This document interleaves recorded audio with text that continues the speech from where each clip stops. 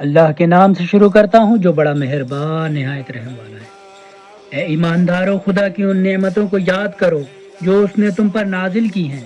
جنگ خندق میں جب تم کافروں کا لشکر امٹ کے آ پڑا تو ہم نے تمہاری مدد کو ان پر آندھی بھیجی، اور اس کے علاوہ فرشتوں کا ایسا لشکر بھیجا جس کو تم نے دیکھا تک نہیں، اور تم جو کچھ کر رہے تھے خدا اس سے خوب دیکھ رہا تھا۔ جس وقت وہ لوگ تمہارے اوپر سے آ پڑے اور تمہارے نیچے کی طرف سے بھی پل گئے، اور جس وقت ان کی کثرت سے تمہاری آنکھیں خیرہ ہو گئی تھیں اور خوف سے کلیجے منہ کو آ گئے تھے اور خدا پر طرح طرح کے برے خیال کرنے لگے تھے، یہاں پر مومنوں کا امتحان لیا گیا تھا اور خوب اچھی طرح جھنجھوڑے گئے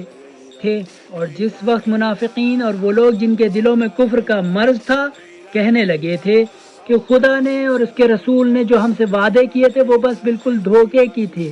اور جب ان میں کا ایک گروہ کہنے لگا تھا کہ اے مدینہ والو، اب دشمن کے مقابلے میں تمہارا کہیں ٹھکانہ نہیں، تو بہتر ہے کہ اب بھی پلٹ چلو، اور ان میں سے کچھ لوگ رسول سے گھر لوٹ جانے کی اجازت مانگنے لگے تھے اور کہتے تھے کہ ہمارے گھر مردوں سے بالکل خالی غیر محفوظ پڑے ہوئے ہیں،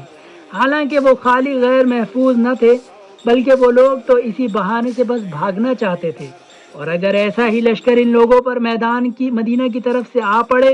اور ان سے فساد خانہ جنگی کرنے کی درخواست کی جائے تو یہ لوگ اس کے لیے فوراً موجود ہوں اور اس وقت اپنے گھروں میں بھی بہت کم توقف کریں گے، مگر یہ تو جہاد ہے، حالانکہ ان لوگوں نے پہلے ہی سے خدا سے عہد کیا تھا کہ ہم دشمن کے مقابلے میں اپنی پیٹھ نہ پھیریں گے، اور خدا کے عہد کی پوچھ گچھ تو ایک نہ ایک دن ہو کر رہے گی۔ اے رسول صلی اللہ علیہ وسلم، ان سے کہہ دو کہ اگر تم موت یا قتل کے خوف سے بھاگے بھی تو یہ بھاگنا تمہیں ہرگز کچھ فائدہ مفید نہ ہوگا، اور اگر تم بھاگ کر بچ بھی گئے تو بس یہی نہ کہ دنیا میں چند روز اور چین کر لو۔ اے رسول، تم ان سے کہہ دو کہ اگر خدا تمہارے ساتھ برائی کا ارادہ کر بیٹھے تو تمہیں اس کے عذاب سے کون ایسا ہے جو بچائے، یا بھلائی ہی کرنا چاہے تو کون روک سکتا ہے؟ اور یہ لوگ خدا کے سوا نہ تو کسی کو اپنا سرپرست پائیں گے اور نہ مددگار۔ تم میں سے جو لوگ خود دوسروں کو جہاد سے روکتے ہیں خدا ان کو خوب جانتا ہے، اور ان کو بھی خوب جانتا ہے جو اپنے بھائی بندوں سے کہتے ہیں ہمارے پاس چلے آؤ، اور خود بھی فقط چھدا چھڑانے کو لڑائی کے کھیت میں بس ایک ذرا سا آ کر تم سے اپنی جان چرائی اور چل دیے، اور جب ان پر کوئی خوف کا موقع آ پڑا تو تم دیکھتے ہو کہ یا تو اس سے تمہاری طرف دیکھتے ہیں یا ان کی آنکھیں اس طرح گھومتی ہیں جیسے کسی شخص پر موت کی بے ہوشی چھائی جائے۔ پھر جب خوف کا موقع جاتا رہا اور ایمانداروں کی فتح ہوئی تو مال غنیمت پر گرتے پڑتے فوراً تم پر اپنی تیز زبانوں سے طعنہ کرنے لگے، یہ لوگ شروع سے ایمان ہی نہیں لائے، فقط زبانی جمع خرچ کر تھی، جو خدا نے بھی ان کا کیا کرایا سب اکارت کر دیا، اور یہ تو خدا کے واسطے ایک نہایت آسان بات تھی۔ مدینہ کا محاصرہ کرنے والے چل بھی دیے، مگر یہ لوگ ابھی یہی سمجھ رہے ہیں کہ کافروں کے لشکر ابھی نہیں گئے، اور اگر کہیں کفار کا لشکر پھر آ پہنچے تو یہ لوگ چاہیں گے کہ کاش وہ جنگلوں میں گنواروں میں جا بستے اور وہیں سے بیٹھے بیٹھے تمہارے دریافت حالات کرتے رہتے، اور اگر ان لوگوں میں رہنا پڑتا تو فقط چھدا چھڑانے کو ذرا ظہور کہیں لڑتے۔ مسلمانوں، تمہارے واسطے تو خود رسول اللہ کا خندق میں بیٹھنا ایک اچھا نمونہ تھا،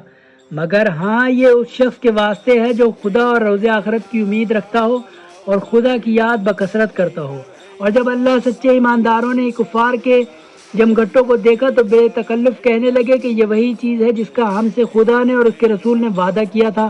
اس کی پرواہ کیا ہے، اور خدا اور اس کے رسول نے بالکل ٹھیک کہا تھا، اس کے دیکھنے سے ان کا ایمان اور اطاعت ان کی زیادہ ہو گئی۔ ایمانداروں میں سے کچھ لوگ ایسے بھی ہیں جو خدا نے انہیں جانثاری کا جو عہد کیا تھا اسے پورا کر دکھایا، غرض ان میں سے بعض وہ ہیں جو مر کر اپنا وقت پورا کر گئے، اور ان میں بعض حکم خدا کے منتظر بیٹھے ہیں، اور ان لوگوں نے اپنی بات ذرا بھی نہیں بدلی، اور یہ امتحان اس لیے تھا تاکہ خدا سچے ایمانداروں کو ان کی سچائی کی جزائے خیر دے، اور اگر چاہے تو منافقین کی سزا کرے، یا اگر وہ لوگ توبہ کریں تو خدا ان کی توبہ قبول فرمائے، اس میں شک نہیں کہ خدا بڑا بخشنے والا مہربان ہے۔ اور خدا نے اپنی قدرت سے کافروں کو مدینہ سے پھیر دیا اور وہ لوگ اپنی جھنجھلاہٹ میں پھر گئے اور انہیں کچھ فائدہ بھی نہ ہوا، اور خدا نے اپنی مہربانی سے مومنین کو لڑنے کی نوبت نہ آنے دی، اور خدا تو بڑا زبردست اور غالب ہے۔